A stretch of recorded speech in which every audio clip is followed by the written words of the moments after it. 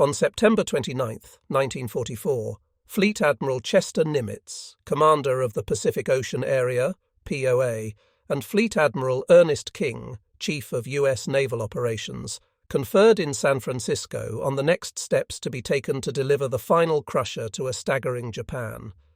This was the conference's stated purpose, but the unspoken objective was to persuade the irascible, often inflexible King to accept Nimitz's battle plan instead of King's own. This would not be easy, for the tall, lean, hard, humourless King was known to be so tough he shaves with a blowtorch. Indeed, his civilian chief, Secretary of the Navy Frank Knox, had ordered from Tiffany's a silver miniature blowtorch with that inscription on it. Thus, there was some trepidation among Nimitz and his army chiefs, Lieutenant General Simon Bolivar Buckner of Army Ground Forces, POA, and Lieutenant General Millard Harmon of the newly formed Army Air Forces, POA, as well as Admiral Raymond Spruance, alternate chief with Fleet Admiral William Bull Halsey of Nimitz's battle fleet. They knew that King was convinced the next operation in the Pacific should be landings on the big island of Formosa off the Chinese southeastern coast. If Nimitz and staff could persuade King to accept General of the Army's Douglas MacArthur's plan to invade Luzon in the Philippines rather than Formosa, the conference would end in a rare and high note of inter-service cooperation. Each of the conferees was assigned a luxurious suite in the elegant St. Francis Hotel, assembling in Admiral King's opulent quarters for 3 days of discussions. Here they were served Epicurean meals that were not often to be found on the menu in the St. Francis dining rooms, wartime rationing then being in effect. Here also, and sometimes in the plainer sea frontier headquarters, where maps and logistic tables were more readily available, Nimitz presented his chief with one of those carefully drawn memoranda for which he was justly celebrated. With an outward calm and precision that did not reflect his inner apprehension, the pink-cheeked, white-haired, baby-faced Nimitz was careful not to provoke the stern-faced, short-fused Admiral Adamant, while he explained exactly why King's cherished invasion of Formosa would be impossible to mount at that time. First, defending that huge island now known as Taiwan, the Japanese had a full field army much too strong to be attacked by American forces then available in the Pacific, a point vigorously supported by both Buckner and Harmon. Second, the casualty estimate, based upon U.S. losses of 17,000 dead and wounded while eliminating 32,000 dug-in Japanese on the island of Saipan, would reach at least 150,000 or more, a slaughter that POA's resources could not bear, and the American public would never supinely accept. Conversely, MacArthur, always ready and happy to predict minimal losses in any of his own operations, had estimated Luzon could be taken with comparatively moderate casualties. Throughout this recital, Ernest King's face remained stony. It is possible, though not reported anywhere, that at the introduction of the name of Douglas MacArthur, one of the Admiral's eyelids might have flickered. But Nimitz was prepared for this moment, for he had long ago learned that you cannot take without giving, and Nimitz would give with an alternative to King's cherished plan. He suggested to his chief that if he acquiesced in MacArthur's liberation of Luzon and recapture of Manila, these victories would clear the Pacific for the direct invasion of Japan's home islands by seizing Iwo Jima and Okinawa and using them as staging areas. King's eyebrows rose as Nimitz continued. This would completely sever Japan from her oil sources in Borneo, Sumatra, and Burma, and without this lifeblood of war, her fleets could not sail, her airplanes fly, her vehicles roll, or her industries produce. Equally satisfying, from Okinawa and Iwo, the giant B-29s or superforts could intensify their bombardment of Japan proper, and might conceivably even bomb Nippon into submission without the necessity of invading her home islands. Admiral King listened intently to Nimitz's recital, shooting out tough, incisive questions. He admitted that he had read a Joint Chiefs report questioning the feasibility of a Formosa invasion, although he did wonder openly about the wisdom of hitting Iwo only 760 miles from Japan and within the prefecture of Tokyo itself. Turning to Admiral Spruance, who 3 months earlier had informed the Navy chief that he favoured attacking Okinawa, he asked, "Haven't you something to say? I thought that Okinawa was your baby." Never a man to allow himself to be caught between the upper and nether millstones of command, Spruance replied that he thought his direct superior, Nimitz, had summarised the situation nicely, and he had nothing to add. To the Nimitz team's gratified surprise, Admiral Adamant graciously agreed to substitute Iwo and Okinawa for his cherished Formosa plan, even though that meant he must put his eagerness to help China on hold. It might have been that Nimitz's proposal was attractive to him, because it delayed the politically explosive question of who would be the supreme Allied commander in the Pacific, Nimitz or MacArthur.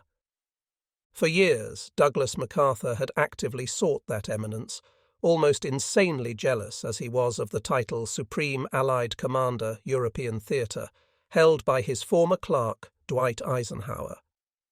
To that end, he had cultivated the support of powerful politicians and the conservative stateside press, desisting only when an exasperated Franklin Delano Roosevelt informed him that if the Pacific were to have a supreme commander, it would be Nimitz.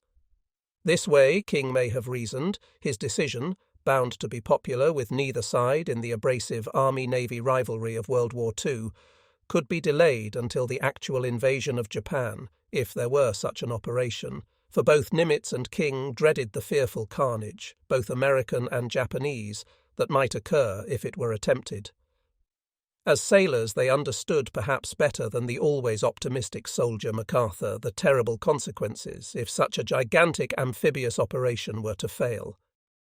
So the conference in San Francisco ended on a happy note, with King returning to Washington to report his approval to his comrades on the Joint Chiefs, and Nimitz with his flag officers going back to Hawaii to plan for the new operations, and especially for Iwo and Iceberg, the code name for Okinawa. Okinawa lies at the midpoint of the Ryukyu Islands, and almost between Formosa, Taiwan, 500 nautical miles to the southwest, and Kyushu, 375 miles to the north. In ancient times, Okinawa was a dependency of China, paying an annual tribute to the imperial court at Peking. The group of islands was called Liu Chiu, the Chinese word usually pronounced Lu Chu, meaning either pendant ball or bubbles floating on water. But after annexation by Japan in 1879, their new lords, who have great difficulty pronouncing the L sound, changed their name to Ryukyu. These islands lie southwest of Japan proper, northeast of Formosa and the Philippines, and west of the Bonins, which include Iwo Jima. Peaks of drowned mountains stretch in an arc about 790 miles long between Kyushu and Formosa. Approximately in the centre of the arc is the Okinawa group of some 50 islands clustering around the largest of them, Okinawa, 60 miles long, running generally north to south, from 2 to 18 miles wide, and covering 485 square miles. Obviously, such a base so close to Japan, able to support dozens of airfields, as well as dozens of divisions together with all manner of warships anchored either in the enormous Hagushi anchorage off the west coast or the equally valuable Nakagusuku Bay off the southeast shore, would be almost another England, the staging area for the Allied invasion of Europe, for the waterborne attack upon Japan.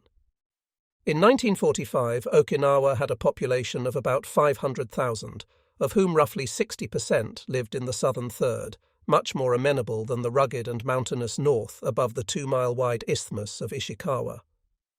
Originally, Okinawans resembled Japanese, but an influx of Malay, Chinese, Mongol, and other races left them smaller and fuller of face than their new masters from the north. They were also among the most docile people in the world. They had no history of war, neither making nor carrying arms. When a traveller informed Napoleon of this fact, the Corsican conqueror was indignant. Although Jesus, Allah, and Confucius had been to Okinawa, their missionaries persuaded few, if any, natives to renounce their primitive animist religion based on a mystical reverence for fire and hearth and worship of the bones of their ancestors. These were placed in urns kept inside fairly large lyre-shaped tombs, which the Japanese, with their customary indifference to the feelings of any race but their own, began to fortify with machine guns and cannon at the outbreak of the war.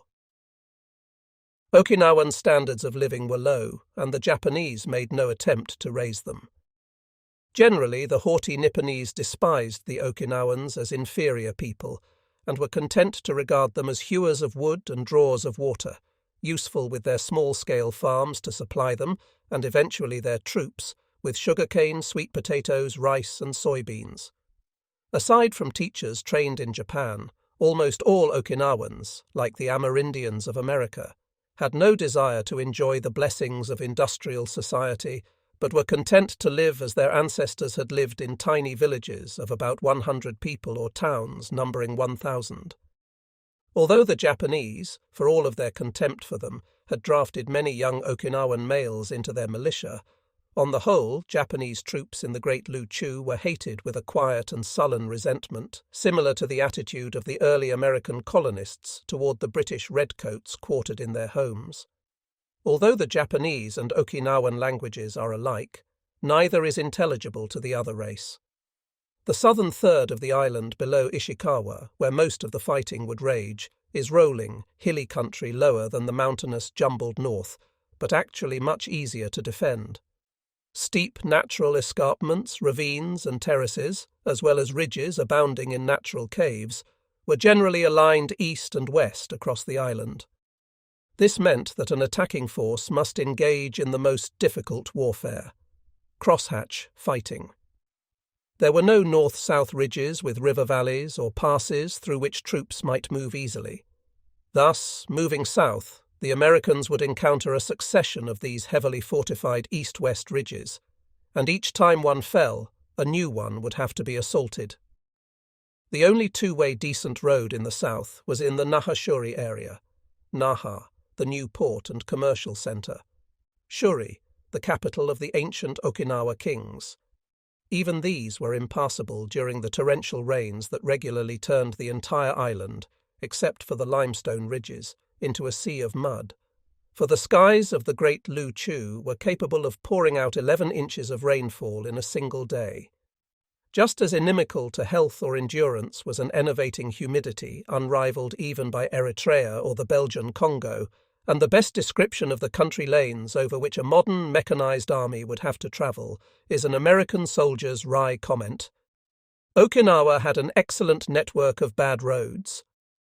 Shuri Castle was the point of Okinawa's defensive arrowhead. It lay on high ground overlooking Naha to the east, or right as it would face the American invaders. Beneath it, an ancient cave system was being extended and strengthened to provide a completely safe bomb and shell-proof headquarters for the Japanese 32nd Army. Heavy guns emplaced nearby could bombard any part of southern Okinawa. If the Americans, in spite of heavy losses, were able to penetrate Shuri's outer defences, the defending Japanese could withdraw toward the centre. So long as Shuri remained unconquered, so did Okinawa. These fortifications resembled the blood-soaked caves and fissures of Peleliu, a drowned coral mountain that had heaved itself above the sea. But Okinawa's were man-made. Its soft coral and limestone could be grubbed up with pick and shovel, and small natural caves expanded to hold as many men as a company of 200 or more. The fill thus removed was eminently useful in building barricades that, when soaked with water and baked by the sun, were almost as hard as concrete. But Peleliu was only 6 miles long by 2 miles wide, while southern Okinawa was about 20 miles long and in some places 18 miles wide. This, then, was the terrible fortified terrain that would confront the Americans when they came storming ashore in the spring of 1945. Even worse, for the seamen of the US Navy at least, would be the Japanese new weapon of the kamikaze. No one, and especially not the members of Japanese Imperial General Headquarters or the United States Joint Chiefs of Staff, expected Okinawa to be the last battle of World War II. Why the surprise? The Joint Chiefs, having woefully underestimated enemy striking power at the beginning of the Pacific War, had just as grievously exaggerated it at the end. Actually, as some perceptive Okinawans were already privately assuring each other, "Nippon ga maketa, Japan is finished." In early 1945, after the conquest of Iwo Jima by 3 Marine divisions, the island nation so vulnerable to aerial and submarine warfare had been almost completely severed from its stolen Pacific Empire in the land of eternal summer. Leyte in the Philippines had been assaulted the previous October by an American amphibious force under General of the Army's Douglas MacArthur, and in the same month the US Navy had destroyed the remnants of the once proud Japanese Navy in the Battle of Leyte Gulf. On January 9th, Luzon in the Philippines was invaded, and on February 16th, 17, like a typhoon of steel, the fast carriers of the US Navy launched the first naval air raids on Tokyo Bay. A week later, Manila was overrun by those American devils in baggy pants. In late March, Iwo fell to 3 Marine divisions in the bloodiest battle in the annals of American arms. Not only was Old Glory enshrined forever in American military history by the historic flag raising atop Mount Suribachi, but more important strategically and more dreadful for Japanese fears was the capture of this insignificant little speck of black volcanic ash, a cinder clog, 412 miles long and 212 miles wide, for it guaranteed that the devastating raids on Japan by the new giant B-29 US Army Air Force bombers would continue and even rise in fury. Iwo became a base from which the superforts could fly closer to the Japanese capital undetected and under protection of Iwo-based American fighter planes. Perhaps even more welcome to these gallant airmen, crippled B-29s, unable to make the 1,500-mile flight back to Saipan, could now touch down safely on tiny Iwo, or if shot down off the shores of Nippon, could even be reached by Iwo-based Dumbo rescue planes. Thus, not only could these exorbitantly expensive aerial elephants be saved, but their truly more valuable crews as well. On the night of March 9th, to prove their worth and sound the requiem of the unconquerable island empire, the superforts already striking Tokyo, Nagoya, Osaka and Kobe in pulverizing 300 plane raids, came down to 6,000 feet over Tokyo to loose the dreadful firebombs that consumed 250,000 houses and made 1 million human beings homeless while killing 83,800 people in the most lethal air raid in history, even exceeding the death and destruction of the atomic bomb strikes on Hiroshima and Nagasaki that were to follow. Meanwhile, the huge Japanese merchant fleet, employed in carrying vital oil and valuable minerals to the headquarters of an empire singularly devoid of natural resources, had been steadily blasted into extinction by the flashing torpedoes of the United States Navy's submarines. Here indeed were the unsung heroes of the splendid Pacific Sea Charge of 3 years' duration, 4,000 miles from Pearl Harbor to the reef-rimmed slender Long Island of Okinawa. These men of the Silent Service, as it was called, were fond of joking about how they had divided the Pacific between the enemy and themselves, conferring on Japan the bottom half. In fact, it was true. Only an occasional supply ship or transport arrived at or departed Nippon's numerous seaports, themselves silent, ghostly shambles. Incredibly, the American submarines, now out of sea targets, had penetrated Japan's inland seas to begin the systematic destruction of its ferry traffic. Transportation on the 4 home islands of Honshu, Shikoku, Kyushu and Hokkaido was at a standstill. Little was moved, by road or rail, over the water or through the air. In the imperial palace, hissing, bowing members of the household staff kept from Emperor Hirohito the shocking, grisly protests arriving in the Daily Mail, the index fingers of Japanese fathers who had lost too many sons to the red-haired barbarians. Most of these doubters, silent and anonymous because they feared a visit from the warlord's dreaded thought police, were men who had lived and worked in America, knowing it for the unrivaled industrial giant that it was. They did not share the general jubilation when the Emperor's glorious young eagles arrived home from Pearl Harbor. Their hearts were filled with trepidation, with secret dread for the retribution that they knew would overtake their beloved country. For 8 months following Pearl Harbor, the victory fever had raged unchecked in Japan. During that time, the striking power of America's Pacific Fleet had rolled with the tide on the floor of Battleship Row. Wake had fallen, Guam, the Philippines. The rising sun flew above the Dutch East Indies. It surmounted the French tricolour in Indochina, blotting out the Union Jack in Singapore, where columns of short tan men in mushroom helmets double-timed through silent streets. Burma and Malaya were also Japanese. India's hundreds of millions were imperilled. Great China was all but isolated from the world. Australia looked fearfully north to Japanese bases on New Guinea, toward the long double chain of the Solomon Islands drawn like two knives across its lifeline to America. But then, on August 7, 1942, exactly 8 months after Vice Admiral Chuichi Nagomo had turned his aircraft carriers into the wind off Pearl Harbor, the American Marines landed on Guadalcanal and the counter-offensive had begun. In Japan, the war dance turned gradually into a dirge while doleful drums beat a requiem of retreat and defeat. Smiling Japanese mothers no longer strolled along the streets of Japanese towns and cities, grasping their belts of 1,000 stitches, entreating passers-by to sew a stitch into these magical charms to be worn into battle by their soldier sons.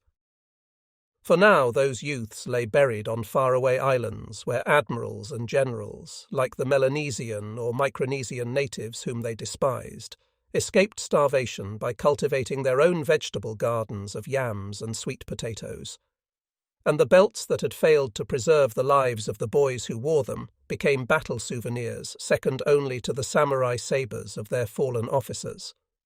This, then, was the Japan that the United States Joint Chiefs of Staff still considered a formidable foe, so much so that it could be subdued only by an invasion force of 1 million men and thousands of ships, airplanes and tanks.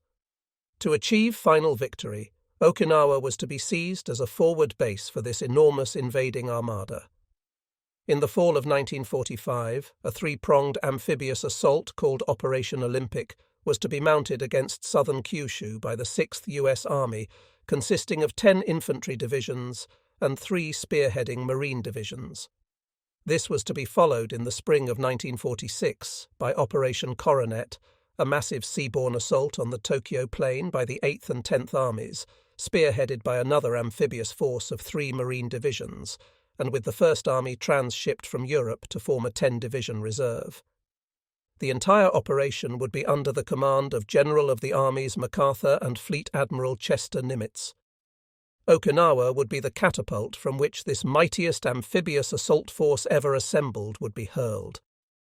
Japanese Imperial Headquarters, still refusing to believe that Nippon was beaten, still writing reports while wearing rose-coloured glasses, also anticipated an inevitable and bloody fight for Okinawa as the prelude to a titanic struggle for Japan itself.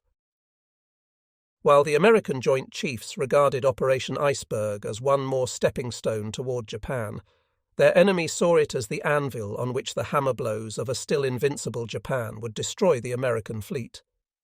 Destruction of American sea power remained the chief objective of Japanese military policy. Sea power had brought the Americans through the island barriers that Imperial headquarters had thought to be impenetrable, had landed them at Iwo within the very prefecture of Tokyo, and now threatened to provide them a lodgment 385 miles closer to the home islands. Only sea power could make possible the invasion of Japan, something that had not happened in 3,000 years of Japan's recorded history, something that had been attempted only twice before.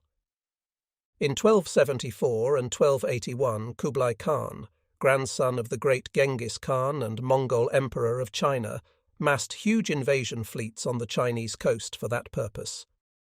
Japan was unprepared to repel such stupendous armadas, but a kamikaze, or divine wind, actually a typhoon, struck both Mongol fleets, scattering and sinking them.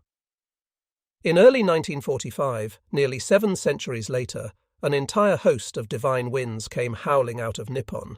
They were the suicide bombers of the Special Attack Forces, the new kamikaze who had been so named because it was seriously believed that they too would destroy another invasion fleet. They were the conception of Vice Admiral Takejiro Onishi. He had led a carrier group during the Battle of the Philippine Sea. After that Japanese aerial disaster known to the Americans as the Marianas Turkey Shoot, Onishi had gone to Fleet Admiral Soemu Toyoda, commander of Japan's combined fleet, with the proposal to organize a group of flyers who would crash-dive loaded bombers onto the decks of American warships. Toyoda agreed. Like most Japanese, he found the concept of suicide, so popular in Japan as a means of atonement for failure of any kind, a glorious method of defending the homeland. So Toyoda sent Onishi to the Philippines, where he began organizing kamikaze on a local and volunteer basis. Then came the American seizure of the Palaus and the Filipino invasion. On October 15, 1944, Rear Admiral Masafumi Arima, the first kamikaze, tried to crash-dive the American carrier Franklin. He was shot down by Navy fighters, but Japanese Imperial headquarters told the nation that he had succeeded in hitting the carrier, which he had not done, and thus lit the fuse of the ardent wishes of his men. The first organized attacks of the kamikaze came on October 25th, at the beginning of the Battle of Leyte Gulf. Suicide bombers struck blows strong enough to startle the Americans and make them aware of a new weapon in the field against them, but not savage enough to shatter them. Too many kamikaze missed their targets and crashed harmlessly into the ocean. Too many lost their way, either arriving or returning, and too many were shot down. Of 650 suiciders sent to the Philippines, only about a quarter of them scored hits, and almost exclusively on small ships without the firepower to defend themselves like the cruisers, battleships, and aircraft carriers. But Imperial headquarters, still keeping the national mind carefully empty of news of failure, announced hits of almost 100%. Imperial headquarters did not believe its own propaganda, of course. Its generals and admirals privately guessed hits ranging from 12 to 50%, but they also assumed that nothing but battleships and carriers had been hit. Thus was the kamikaze born, in an outburst of national ecstasy and anticipated deliverance. In the homeland, a huge corps of suiciders was organized under Vice Admiral Matome Ugaki. By January 1945, they were part of Japanese military strategy, if not the dominant part. So many suiciders would be ordered out on an operation to be joined by so many first-class fighters and bombers, the fighters to clear the skies of enemy interceptors, the bombers to ravage American shipping and guide the kamikaze to their victims. They needed to be guided because they usually were a combination of old, stripped-down aircraft and young, often hopped-up flyers. Admiral Ugaki did not use his newest planes or his most skilled pilots, as Admiral Onishi had in the Philippines. Ugaki considered this wasteful. He believed that the spiritual power of the glorious, incomparable young eagles would compensate for the missing firepower of obsolete crates from which even the instruments had been removed. At a period in the Pacific War when perceptive Japanese commanders were beginning to ridicule the bamboo spear tactics of the school of spiritual power, as opposed to the realities of firepower, Ugaki was showering his brave young volunteers, for brave they truly were, with encomiums of praise intended to silence whatever reservations they may have had about piloting these patched-up old cripples, and also to inspire the nation. So the suiciders were hailed as saviours, wined, dined, photographed, lionized. Many of them attended their own funerals before taking off on their last mission. Farewell feasts were held in their honour at the numerous airfields on the southernmost Japanese island of Kyushu. Solemn samurai ceremonies were conducted, and many toasts of sake drunk, so that some of the pilots climbed aboard their airplanes on wobbly legs.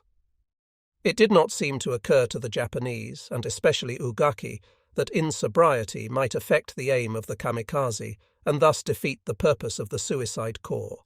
And this was because the concept of the suicide saviour had so captivated the nation from schoolgirls to Emperor Hirohito himself that the slightest word of criticism would have been regarded as treason.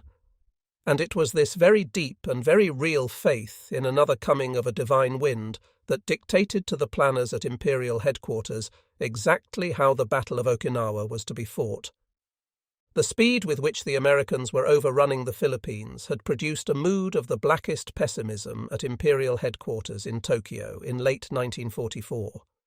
until those roseate reports of kamikaze success during December and January replaced the darkest despair with the brightest hopes. By 1945, headquarters had decided that the United States would next strike at Okinawa to seize a base for the invasion of Japan proper, as the 4 home islands were called. It was now believed that the Kamikaze Corps could greatly improve the chances for a successful defense of Okinawa, and thus perhaps, even probably, prevent enemy landings in the home islands. So a plan called Ten-Go, or Heavenly Operation, was devised. New armies were to be formed from a reserve of military-age men who had been deferred for essential labour, while a powerful air force built around the kamikaze would be organised to destroy the Americans. More than 4,000 airplanes, both suicide and conventional, would launch an all-out attack, joined by hundreds of suicide motorboats operating from Okinawa and the Kurama Islands, and followed by a suicide dash of Japan's remaining warships, including the mighty battleship Yamato.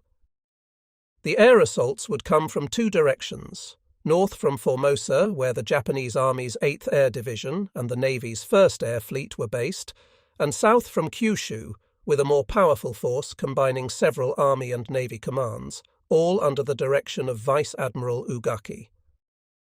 On February 6th, a joint Army-Navy air agreement stated, "In general, Japanese air strength will be conserved until an enemy landing is underway or within the defense sphere.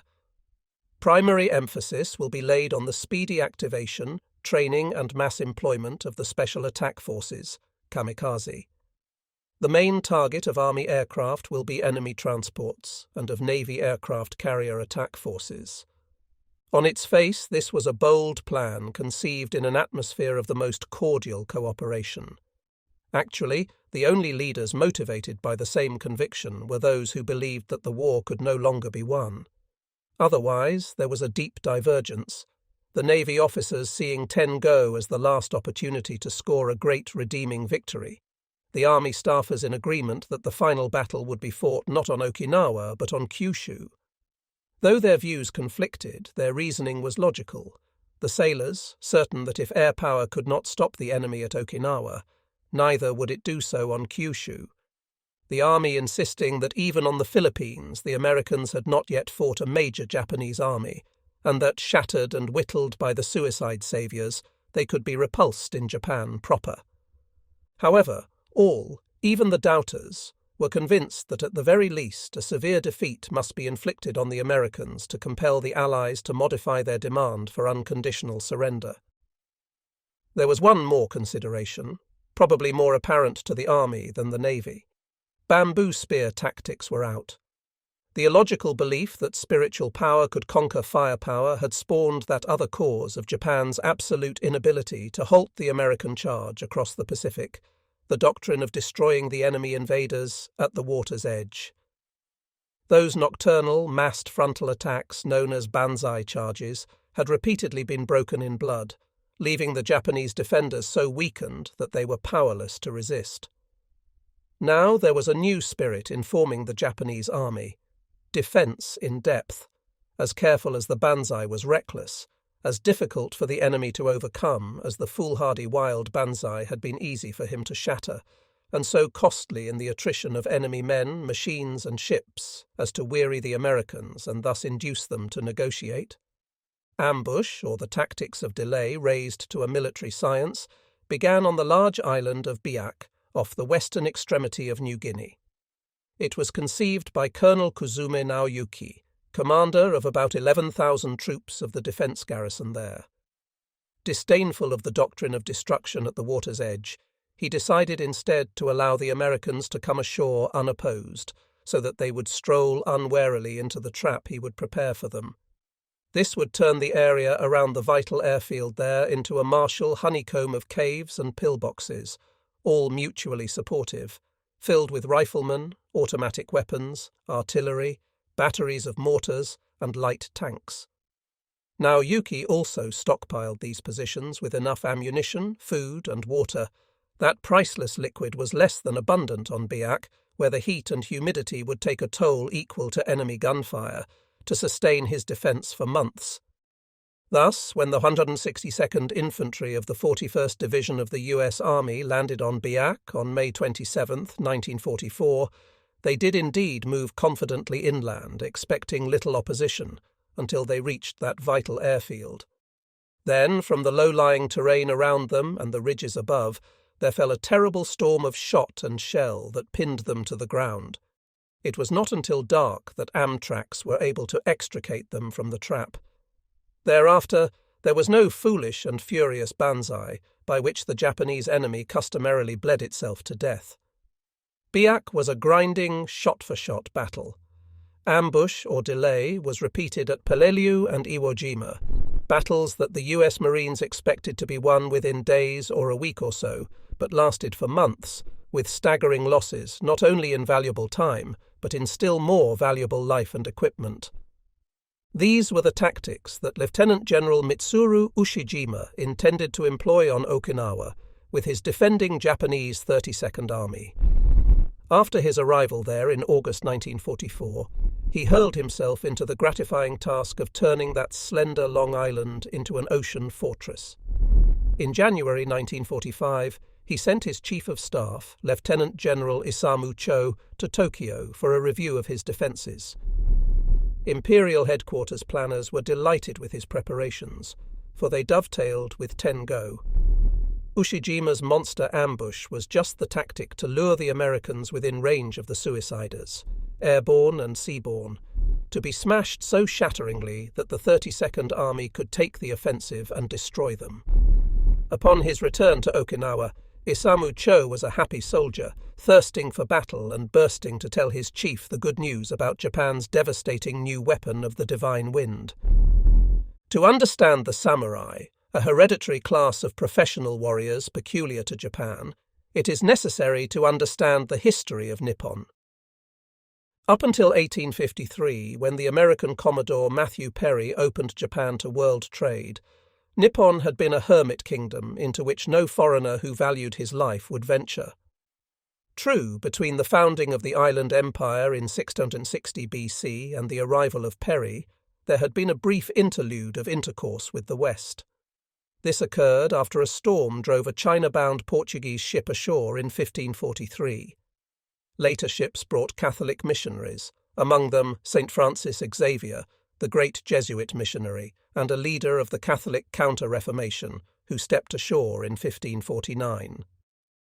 Under his influence, the population of a large area of the southern island of Kyushu became Catholic Christians. This pleased neither the ruling shoguns, military commanders-in-chief who had seized power from the emperor, or the Buddhist priests. The shoguns quite understandably suspected that the Catholic missionaries might actually be advance scouts or spies for the colonizing Catholic powers of Europe.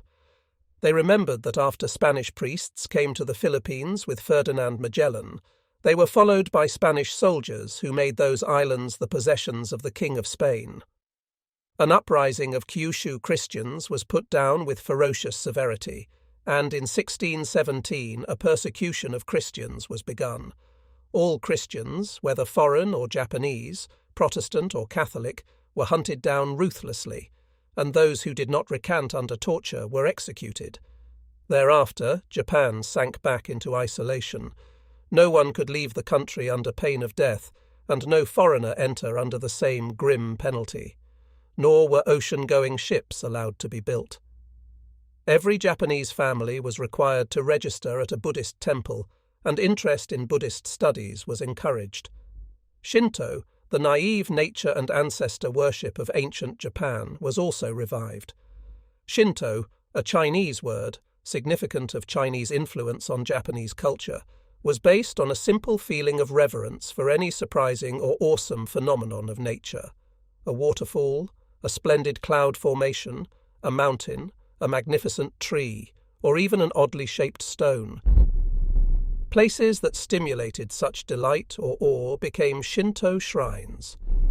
At the head of this basically shamanist religion stood a master medicine man, the divine emperor. Japanese tradition claimed that the imperial family was directly descended from the sun goddess. Actually, this family issued from the Yamato clan, which claimed the sun goddess as its progenitor.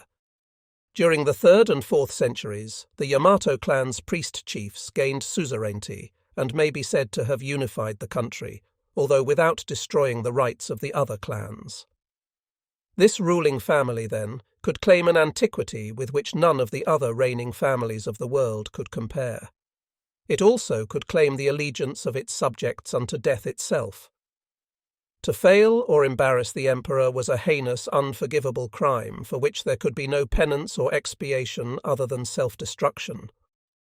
This belief in the divinity of the emperor was cleverly and cynically exploited by the shoguns, who ruled the country through the emperor as figurehead.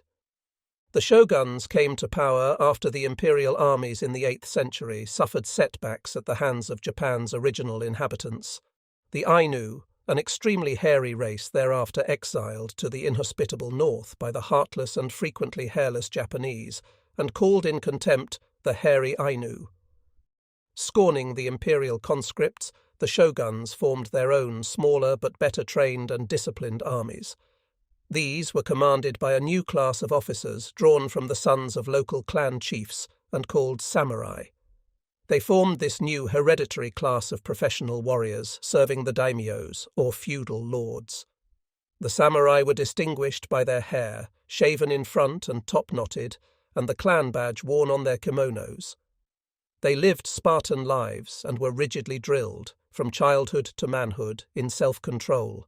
A samurai was taught to show no joy or anger, nor was he ever to engage in trade or handle money. Like Christian seminarians, he had contempt for commerce as being infra dignitatem, beneath his dignity. He was also trained to excel in the martial arts.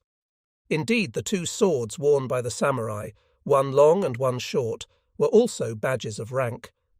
Samurai were expected to become especially proficient with the long 2-handed sword, actually a thick, heavy, single-edged and extremely sharp sabre. The short one was for decapitating a fallen enemy or dispatching himself by seppuku, more commonly known as harakiri, literally, stomach cutting. To kill himself in atonement for failure or disgrace, a samurai would squat on the floor and thrust his short sword into his stomach, turning it in a ceremonial disembowelment that, if it became unbearably painful, could be ended by a comrade standing by to strike his neck with a sabre, severing the spinal column. A lifetime of cultivating indifference to pain, however, was part of a samurai's code of bushido, the way of the warrior. With this inevitably arrogant warrior class permitted to cut down any commoner who has behaved to him in a manner other than he expected, the shoguns ruled Japan. And their reign continued for more than 2 centuries after the extinction of Christianity. It ended only when Commodore Perry appeared in his steam-driven black ships, so terrifying to the insular Japanese when they saw these vessels without sails moving easily against the wind on Tokyo Bay. Very quickly, a treaty opening 2 ports to the Americans was signed. This unprecedented deference, not to say obeisance, to a foreign power so enraged conservatives of all callings, the merchants, daimyos, the samurai, that it provoked a revolution known as the Meiji Restoration, ending the power of the shoguns and restoring it to the emperor. It also culminated the career of the samurai. No ruler could feel entirely safe with such dangerous zealots at large within his borders, and so by imperial edict, these fierce warriors accepted the lump-sum termination offered them to hang up their swords and become merchants, lawyers, doctors, or bureaucrats. But they did not remain long suppressed, for the Meiji Restoration, in perhaps the most astonishing national turnabout in history, had embraced in one swoop the entire apparatus of the once despised Western civilization. Everything invented or developed by the round eyes since Greece, Rome, and the advent of the Christian era. Their science, industry, culture, political institutions, methods of education, business practices, economics, dress, and even sports, was swallowed whole by Nippon. Despite the undoubted exuberance of this non-violent social revolution, sometimes comical to a Westerner at first sight of a smaller Japanese going to his daily workplace in a tuxedo hanging on him like a scarecrow's suit and a top hat reaching down to his ears, the change was outward only. Japan, for all of its pretensions to democracy, remained a paternalistic, authoritarian state. The secret police organized in the 1600s may have been banned, but the new Japan replaced them with thought police, censors and spies sniffing out sedition and suspicious activity like tireless bloodhounds, and empowered like the samurai of old to put to death anyone caught doing anything different. In classrooms and army barracks, young Japanese were taught to glory in Nippon's military traditions, to believe that dying on the battlefield for the emperor was the most sublime fate to which a man could aspire. Inevitably, the spirit of the samurai returned, and their code of Bushido was revived. Soldiers of a mainly peasant army, both officers and men, were trained in the hard, selfless samurai school, taught to think of themselves as heirs of that departed warrior class. Officers adopted a so-called samurai saber, much like the two-handed longsword of old, as their badge of rank.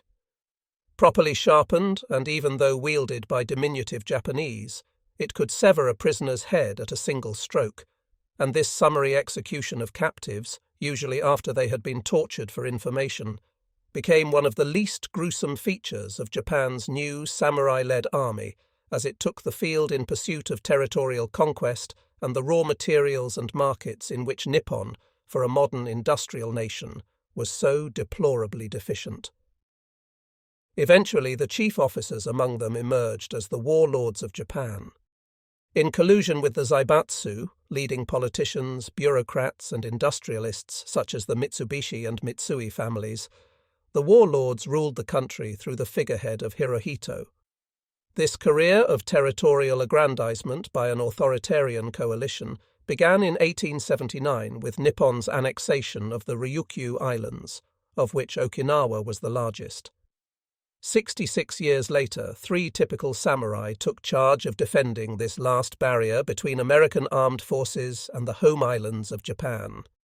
Lieutenant General Mitsuru Ushijima, commander of the Japanese 32nd Army, may be said to have been the samurai bow ideal.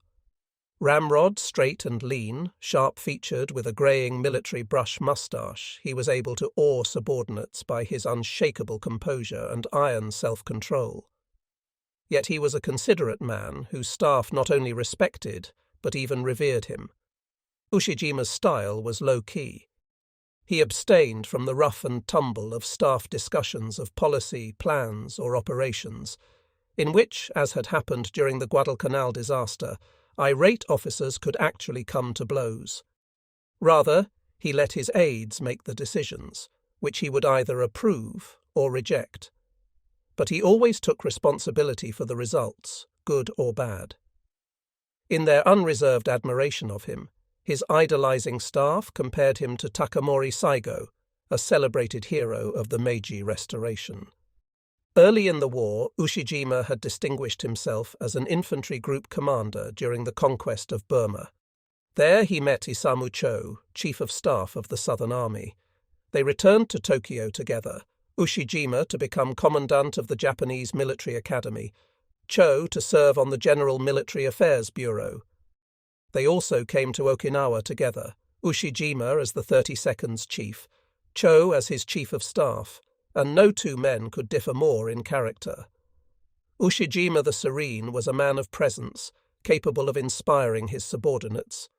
He also possessed the rare gift of seeing his own incapacities, which he filled by choosing Major General Cho, a firebrand and a planner and organizer, strict but resourceful, aggressive, and so invincibly explosive in argument as to be unpopular. Deceptively scholarly-looking, with thick, wide spectacles that exaggerated his owlish features, he was actually, in contrast to the Spartan, abstemious Ushijima, a bon vivant. In his quarters, even toward the end of the battle for Okinawa, might be found unrivalled meals, the best Scotch whisky, the finest sake, and the prettiest women. The burly Cho was also something of a bully, and the young officers who served him resented his hectoring tirades, even though they admitted that he could make them work harder than any other officer. Isamu Cho had risen at 51 to the rank of lieutenant general and was in line for another star. In 1930, While a captain, he had joined the Sakura-kai, or Cherry Society, whose 100-odd members, all firebrands like Cho, were sworn to cleanse Japan of all Western influences that they considered inimical to the ancient virtues of the samurai. Anti-democratic and anti-capitalist, they sought to establish a military dictatorship and had chosen the cherry tree as their emblem because its brilliant though short-lived blossoms symbolized the warrior samurai's readiness to die for the emperor at any moment. A few generals eager to wear the dictatorial mantle courted the cherry favor, and thus contributed to the society's increasing influence and to Cho's emergence as the leading hothead and strong-arm advocate. In January 1931, he helped plot a conspiracy to murder the Prime Minister and replace him with a leading general, but that distinguished officer declined to accept the honour, since he seems to have expected to gain that eminence by legal means. In October, the Cherries tried again, with Cho once more the leader. The plan was to have revolutionaries fly over Tokyo to bomb selected targets, chief among them the Prime Minister's residence. With him dead, Emperor Hirohito could be compelled to choose a general as his successor. However, Cho's very exuberance foiled the plot. At one of the meetings, held in a geisha house in Tokyo's red light district, he declared that the conspiracy must succeed, even if it is necessary to threaten the emperor with a drawn dagger. To one Cherry member this was treasonous talk indeed, and after he blew the whistle, Japanese military police raided a geisha house to arrest the ringleaders, Cho not included, and put an end to the notorious plot of the brocade banner. In any other army, Cho's activity would at least have led to his being court-martialed or even executed, but instead of being punished, he was rewarded with a coveted assignment to the Kwantung Army, then engaged in ripping the province of Manchuria from the flabby big body of the Chinese giant. Nor was the public as outraged as it might have been by the brocade banner affair, for in those days a man who excused his misdeeds by wrapping himself in the flag of patriotism was forgiven almost anything. Gradually, however, as the militarists tightened their hold on Japan, any kind of opposition to the status quo, no matter how supposedly patriotic, was not so conveniently ignored. Nevertheless, Cho could not restrain himself. In 1938, he nearly provoked a war between Japan and the Soviet Union when he and another officer ordered an unauthorized attack on Russian forces just over the Manchurian border. 3 years later, as Chief of Staff of the army that had seized Thailand, he seems to have encouraged hostilities between Thai and Vichy French troops. Yet he remained in the High Command's mystifyingly good graces, much to the dismay of generals senior to him who also sought the Okinawa assignment. Perhaps Imperial headquarters believed that Cho's very excess of zeal could now be helpful rather than detrimental to the army. If the fires burning in his breast could rekindle the ardour of the soldiers on Okinawa, then another kind of kamikaze might yet overwhelm superior American firepower and save Japan. Such a possibility might indeed have inhabited the minds of these mystical Japanese generals and admirals, men who actually did believe that the soul of a samurai killed fighting for the emperor would dwell eternally in Yasukuni Shrine in Tokyo. But from the standpoint of reality, a more hopeful saviour than either the traditionalist Ushijima or the fiery Cho existed in the person of Colonel Hiromichi Yahara, chief planning officer of the 32nd Army. At 42, Yahara was much younger than either Ushijima or Cho, although his record was almost as impressive. Graduated from the Japanese Military Academy in the class of 1923, Yahara had served in an infantry regiment, had attended the Japanese War College, and spent 10 months at Fort Moultrie in the United States as an exchange officer. He had also served with distinction during fighting in China, Thailand, Malaya, and Burma. Tall for a Japanese, poised, patrician, and intellectual, there was about him a kind of superciliousness, probably born of his contempt for those advocates of bamboo spear tactics, that alienated many of his comrades, especially Cho. Indeed, Cho and Yahara were as antithetical as two men could be. Where Cho was impetuous, Yahara was deliberate. Where Cho was physical and aggressive, Yahara was thoughtful and careful. and where Cho was all heart, Yahara was all head. To Yahara, war was not a contest, but a science, to be won by superior tactics adjusted to terrain, weapons, and troops, not by those wretchedly bloody Banzai charges. In this intellectualism and the aloofness issuing from it, and in his unconcealed contempt for others who did not share his acumen, he again offended fellow officers on Ushijima's staff. Nevertheless, Hiromichi Yahara's rationalism was the perfect complement to Ushijima's magnetism and Cho's fire, thus conferring on the 32nd Army a superb leadership, which, now devoted to the new tactic of defence in depth to be executed on the most compatible terrain imaginable, did not presage a quick and easy victory for the American invaders. This trio's intention to give up no ground willingly and to whittle and weary the enemy was reflected in the 32nd Army's slogan composed by Ushijima: "One plane for one warship, one boat for one ship, one man for 10 of the enemy or one tank." Fulfillment of the first slogan was up to the kamikaze, for General Ushijima had little air power based on Okinawa's 5 airfields. One boat for one ship would be the objective by nautical divine winds of the sea-raiding squadrons.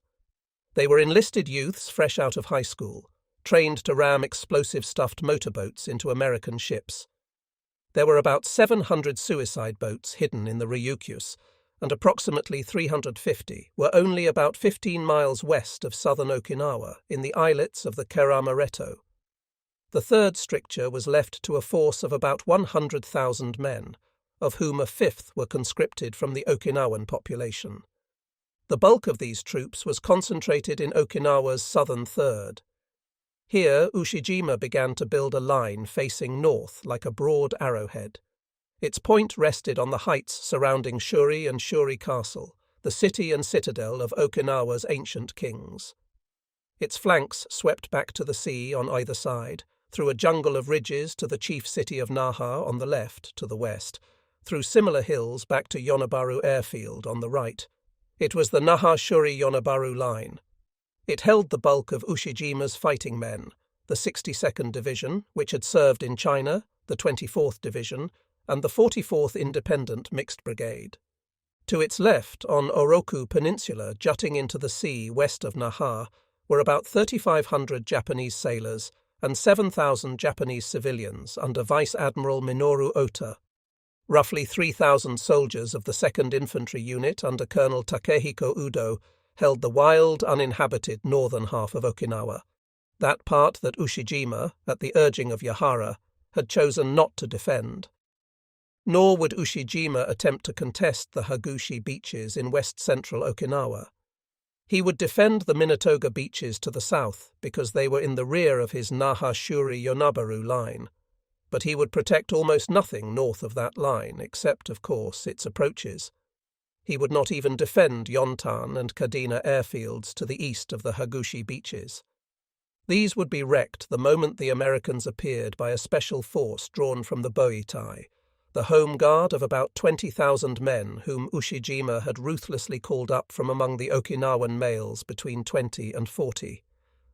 The wrecking crew was called the Bimbo Butai, or Poor Detachment, by those Japanese soldiers whose loathing of Okinawa and all things Okinawan had already become a problem to General Ushijima. Conscription of the Boitai had unwittingly led to one of the chief complaints among Ushijima's soldiers, the lack of fresh vegetables. There hadn't been enough adult males around to produce the normal vegetable crop that fall and winter, and Tokyo was shipping in bullets, not beans. "I cannot bear having just a cup of rice for a meal with no side dishes at all," a soldier wrote. "Our health will be ruined." The lament was raised frequently elsewhere, and Ushijima took account of it by urging his men to display a more firm and resolute spirit, hold to the belief of positive victory, and always remember the spirit of martyrdom and of dying for the good of the country.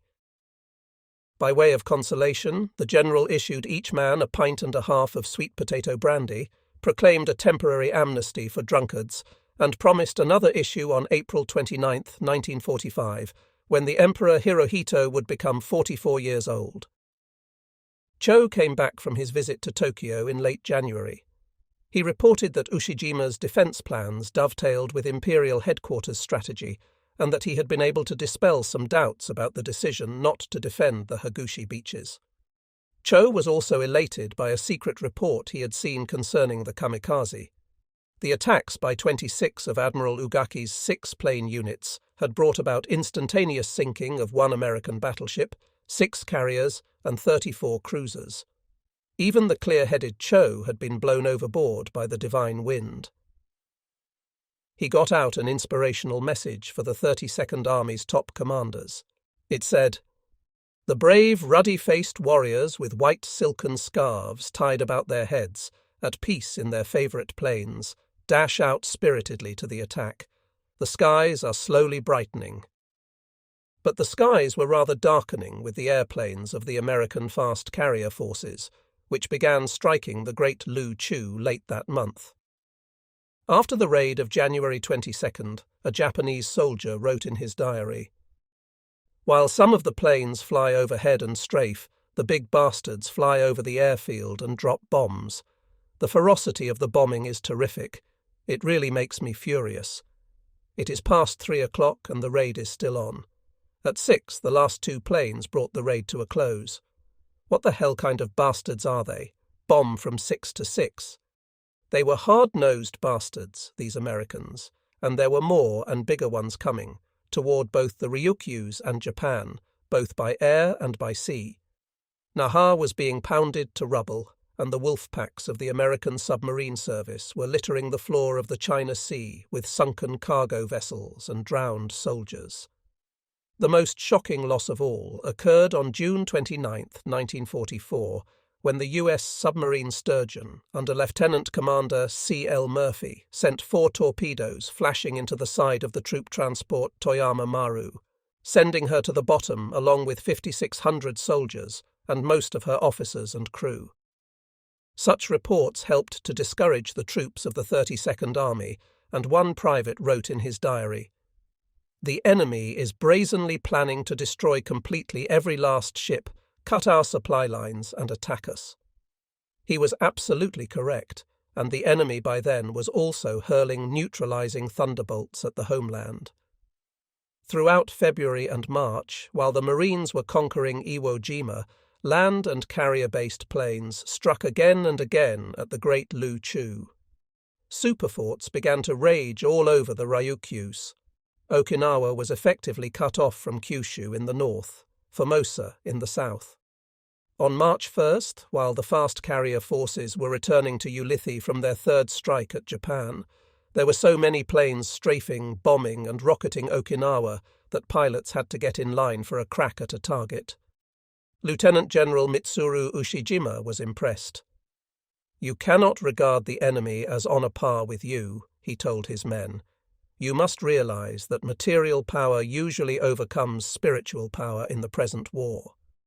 The enemy is clearly our superior in machines. Do not depend on your spirits overcoming this enemy. Devise combat method, SIC, based on mathematical precision. Then think about displaying your spiritual power." Ushijima's order was perhaps the most honest issued by a Japanese commander throughout the war. It was Bushido revised, turned upside down and inside out, but the revision had been made too late.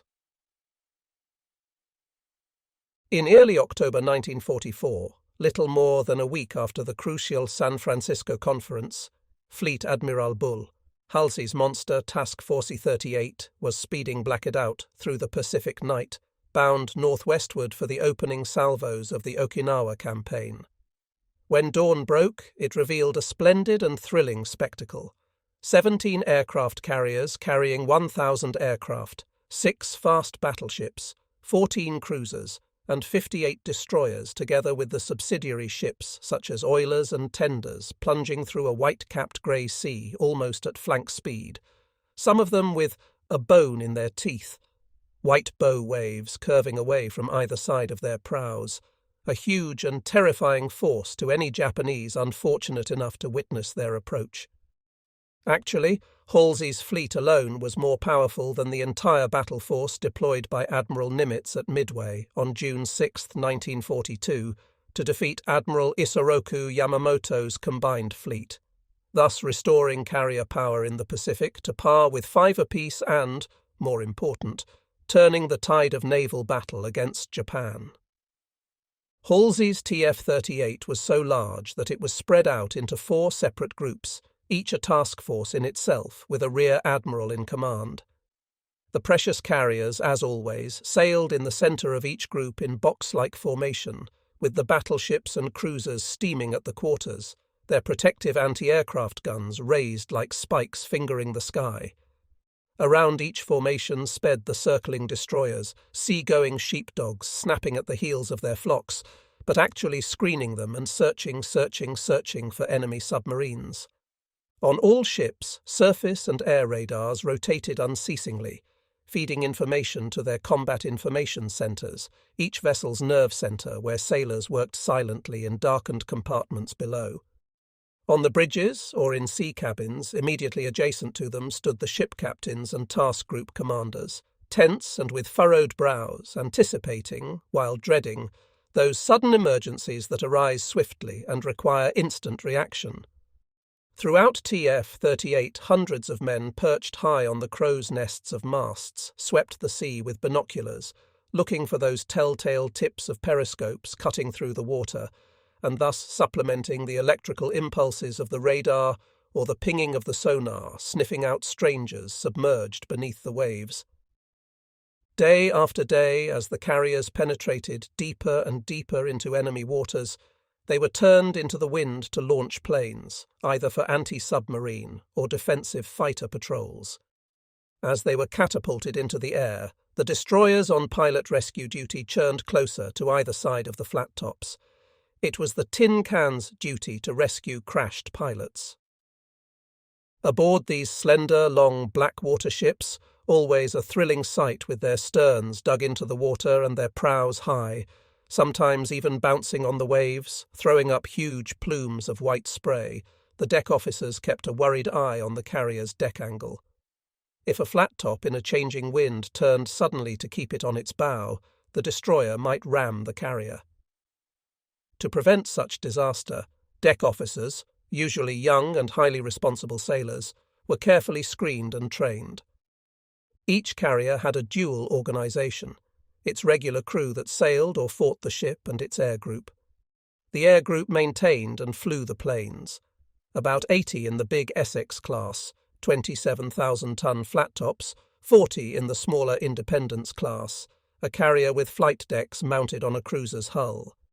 With Vice Admiral Mark Mitcher in tactical command, TF-38's airplanes, those peerless Curtiss Helldiver dive bombers and Grumman Avenger torpedo planes, Grumman Hellcat fighter bombers and fighters, would scourge Okinawa land and sea, especially the enemy island's 3 operational airfields, as well as the one on Little Eye Island off Okinawa's midwestern shore. All facilities, runways, barracks, warehouses, hangars, AA, anti-aircraft defences, parked planes, would be blasted. Perhaps just as important, camera planes would take mosaic strip photographs of the island for map makers back in Hawaii. Before dawn of October 10, 1944, while intelligence officers briefed air crews on Okinawa's defences, all 17 of the flat tops made ready for battle. Elevators brought planes topside to be stationed in rows on teakwood decks awaiting launch or takeoff. Below, armourers armed the planes with bombs, 5-inch rockets, 21-inch torpedoes, or belts of 50-caliber machine gun ammunition. At dawn, pilot rescue destroyers took station. With an ear-piercing swoosh, bow, catapults hurled aloft those planes that needed artificial momentum, while others roared down the deck to become airborne themselves. Between daybreak and dusk, the American airmen flew 396 sorties over Okinawa, dropping more than 500 tons of bombs, destroying suicide submarines, flaming enemy fighters, sinking a tender smaller ships, and the power-driven fishing boats in Naha Harbour, while setting that city of 65,000 persons ablaze. In all, 10 transports and 30 merchant ships went to the bottom, along with half of the power-driven fishing boats and 16 smaller warships. a serious loss of Okinawa's patrol boats and trawlers assigned to supplying the island. Perhaps more serious were the attacks on Naha warehouses, where 300,000 sacks of rice, enough to feed the 32nd Army for a month, were burned, plus the loss of 5 million rounds of rifle and machine gun ammunition, 10,000 rounds of light artillery and mortar shells, and 400 rounds of 47 military anti-tank ammunition. The exact number of enemy planes destroyed or damaged was not known. One Japanese general was killed and another wounded, while military deaths totaled 200. Among civilians, 500 persons died, a tragic loss, even though unintended. Eventually, however, the Okinawans would understand that the safest place for them during such attacks, which they called typhoons of steel, was within Okinawa's numerous caves, which sheltered them during the real typhoons that scourged the island. Perhaps even more important than the damage dealt to Ushijima's installations were the thousands of aerial photographs taken, which, with others shot earlier by B-29s flying from China, enabled the American mapmakers in Hawaii to produce a fairly accurate 1/24,000 scale map of utmost value to both infantry and artillery. Halsey's losses, meanwhile, were minimal. 5 pilots and 4 crewmen carried as missing in action, and 21 planes lost. Upon the approach of night, Halsey reversed course, speeding southward again to strike Formosa, confident that before Okinawa's cratered airfields could be repaired and replacement planes flown in, TF-38 could complete its mission without intervention from the Great Lu Chu. In the middle of March, the planning stages for Operation Iceberg came to an end, and the pre-invasion bombardment intended to soften up Okinawa for the attack began. Now Task Force 58 under Admiral Spruance sortied from its anchorage at Ulithi for the first phase of destroying enemy air power based on Kyushu. Spruance's fast carriers could not have appeared at a more difficult time for Admiral Ugaki. Preparations for Tengo were not complete, and even if they had been, the Heavenly Operations' prime targets were to be comparatively defenseless troop transports and supply ships, not those 17 dreadful American flat-tops with their 1,000 airplanes, those half-dozen big battleships, those 14 cruisers, all of which could fight back. Only the 5th Air Japanese Fleet was ready for action, and of its 8 air groups, 2 were strictly one-way suiciders. Even these heroic kamikaze had been so few hours in the air that they still had difficulty landing their planes. Kyushu's 55 airfields had not yet been made ready for the anticipated raids, although Ugaki's engineers were tunnelling into the hills to shelter pilots, troops, ordnance and repair facilities, while camouflaging runways and littering abandoned fields with dummies and useless aircraft.